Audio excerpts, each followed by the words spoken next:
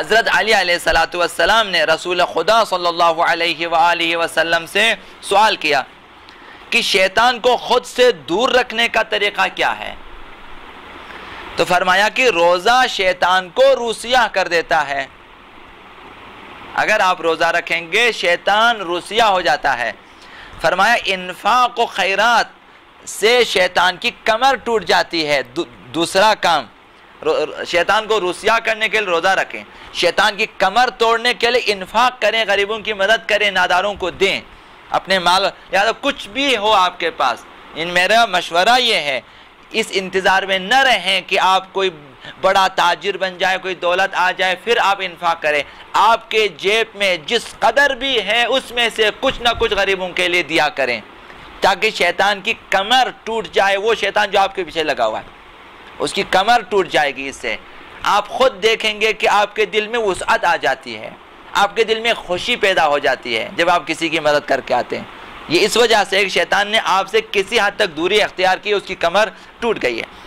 फरमाया कि खुदा के लिए दोस्ती, ये तीसरा काम, और खुदा के लिए दुश्मनी और अमल सालिह, ये तीन काम, इससे शैतान की दुम कट जाती है, यानी शैतान रुसवा हो जाता है।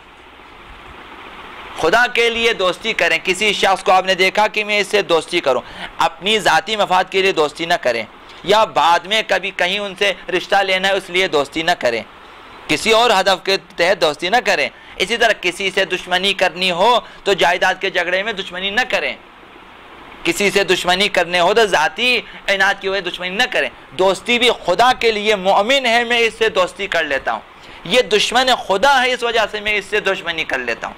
दुश्मनी और दोस्ती अगर खुदा के लिए अंजाम दिया जाए, किसी दुश्मन खुदा वो दुश्मन रसूल और दुश्मन अहले बैत से खुदा की खुशनुदी की खातिर दुश्मनी कर लें, दोस्तदारान खुदा व रसूल अहले बैत से अल्लाह की खातिर अगर दोस्ती कर लें और अमल सालिह बजा लें, ये तीन काम, इनसे दुश्मन शैतान की दुम कट जाती है, शैतान नाकारा हो जाता है।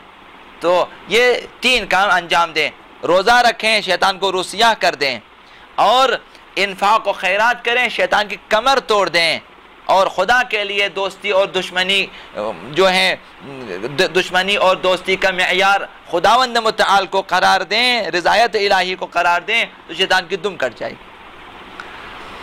तौबा व इस्तिग़फ़ार, ये चौथा काम। तौबा और इस्तिग़फ़ार से, गुनाहों की माफ़ी तलब करने से खुदा से शैतान की शहरग हयात जो है वो कट जाता है, यानी गोया शैतान को आपने ज़बा कर दिया। अगर इंसान ने गुनाहों, शैतान का सारा जोर इन्हीं गुनाहों के ऊपर है, जब आपने उसी गुनाह से तौबा किया तो शैतान की शहरग कट गया, शैतान के हलक पे आपने गोया छुरी चला दी है और वो बेजान और बेदम हो जाता है। पैगंबर साहब ने फरमाया, तो रमज़ान मुबारक में आप शैतान को ख़त्म कर सकते हो, किसी हद तक शैतान को ख़त्म कर सकते हो, खैरात के ज़रिए, रोज़े के ज़रिए, इन्फाक के ज़रिए, खुदा के लिए दोस्ती और दुश्मनी कायम करके, और तौबा इस्तिग़फ़ार के ज़रिए।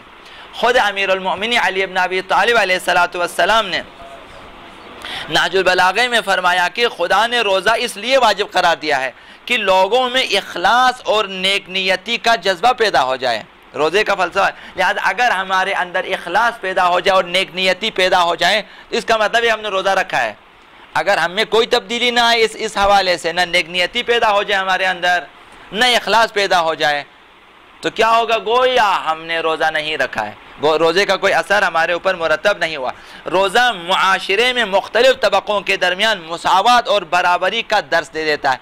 रोज़ा रखा सब ने, तो इसमें कि सुबह सादिक से लेकर मगरिब तक सब मुसावी है, रोज़े के हवाले से सब मुसावी है, सब ने रोज़ा रखा है, खुदा के लिए रखा है, और सब भूखे हैं, सब प्यासे हैं। तो ये दर्स बराबरी और ये दर्स बरादरी और ये दर्स उखुवत के लिए खुदा ने रोज़ा वाजिब करार दिया है कि देखो तुम भी कभी भूखे प्यासे हो जाओ और देखो कि गरीब लोग जो 12 महीने भूखे प्यासे होते हैं उन पे क्या गुजरती है। ये दर्स है। इस दीनी फरीज़े की अदायगी के ज़रिए लोग इक़्तिसादी तौर पर मुतमईन हो जाते हैं और खाते पीते अफराद भूखों और मोहताजों के हालात को बेहतर तौर पर महसूस करते, उनमें भी जज्बा ईसार और जज्बा खैरात जो है और जज्बा ताआवुन बढ़ जाता है।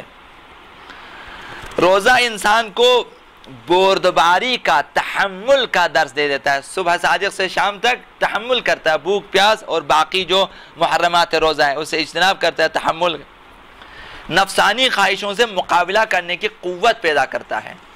लिहाजा हमारे लिए ज़रूरी ये है कि हम आ जाएं रमज़ान मुबारक में, कोशिश करें कि तहज़ीब नफ्स बेहतर से बेहतर हो जाए।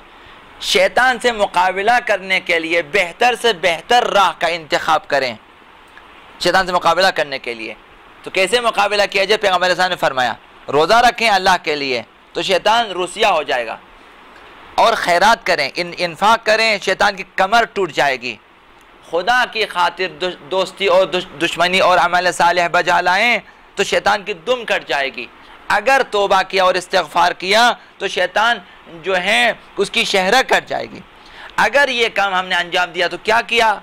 हमने तहज़ीब नफ्स किया, हमने तज़किया नफ्स किया, हमने अपनी इस्लाह कर दी। जब आपने अपनी इस्लाह कर दी तो आपके अंदर सलाहियत पैदा हो जाती है, आपके अंदर इस्तेदाद आ जाती है, आप अइम्मा अतहार के करीब आ जाते हैं, आप क़ुर्ब खुदावंद मुतआल हासिल कर लेते हैं। जब आप क़ुर्ब इलाही की मंजिल को किसी हद तक जो है हासिल कर लेते हैं तो फिर आप गोया अइम्मा से नज़दीक हो गए। अइम्मा से नज़दीक हो गए यानी आप हज़रत इमाम ज़मान अलैहिस्सलातु वस्सलाम के करीब हो गए, यानी आप पर अइम्मा राज़ी हो गए, यानी इमाम ज़मान आपसे राज़ी हैं। अब आप में ये इस्तेदाद मौजूद है कि आप वाकई मुंतज़िरीन ज़ुहूर इमाम ज़मान अलैहिस्सलातु वस्सलाम की सफ़ में आप शामिल हो जाएंगे। कोई आपने आगा इमाम ज़मान के ज़ुहूर के लिए, ज़मीन साजी के लिए भी यही तहज़ीब नफ्स दरकार है, उनके इंतज़ार के लिए भी यही तहज़ीब नफ्स और इस्लाह नफ्स दरकार है, और इनके ज़ुहूर के लिए ज़मीन साजी करने के लिए भी यही तहज़ीब नफ्स दरकार है। खुद इमाम ज़मान को, क़ल्ब नाज़नीन इमाम ज़मान अलैहिस्सलातु वस्सलाम को राज़ी रखने के लिए भी यही चीज़ें दरकार है। अगर हम गुनाह छोड़ दें इस रमज़ान मुबारक में रिज़ाए परवरदिगार के लिए, खुशनुदी इमाम ज़मान अलैहिस्सलातु वस्सलाम के लिए, गोया हमने इमाम ज़मान के लिए ज़मीन साजी भी की, ज़ुहूर के लिए गोया हमने जो अपने आप को मुंतज़िरीन की सफ़ में भी शामिल कर दिया, गोया हमने क़ुर्ब खुदावंद मुतआल और जो है इस्तिहक़ाक़ दुआए इमाम ज़मान अलैहिस्सलातु वस्सलाम हासिल कर लिया। ये कामयाबी की राह हमारे लिए। तो हर कामयाबी की राह इस्लामी उसमें इस्लाम के अंदर कामयाबी की राह यही तक़वा है, यही इस्लाह नफ्स। तक़वा क्या है? इसी इस्लाह नफ्स के ज़रिए हम हासिल कर सकते, कोई दूसरी चीज़ नहीं है। तो लिहाजा रमज़ान मुबारक में आए, ये मश्क ज़रूर कर लें, रोज़ा रखने की मश्क, तहम्मुल की मश्क और इन्फाक का मश्क करें कि कुछ देने का मश्क करें, और उसके बाद अपने अंदर लियाकत पैदा करें कि ज़ुहूर आगा इमाम ज़मान के लिए काम कर। तो खुदावंद मुतआला आपको तौफ़ीक़ देगा कि आप इस तक़वा के नतीजे में, इस तहज़ीब नफ्स के नतीजे में इस काबिल हो जाएंगे कि आप मुंतज़िरीन वाक़ई इमाम ज़मान अलैहिस्सलातु वस्सलाम की सफ़ में शामिल हो जाएँ, और आपको खुदावंद मुतआला तौफ़ीक़ इनायत फरमाएगा कि आगा इमाम ज़मान अलैहिस्सलातु वस्सलाम के ज़ुहूर के लिए कि आप ज़मीन साजी कर सकेंगे, ख़ुद साजी कर सकेंगे, मुआशरे में आप इमाम ज़मानी बनकर और महदवी बनकर आप ज़िंदगी गुजार सकेंगे। ये सआदत की ज़मानत है।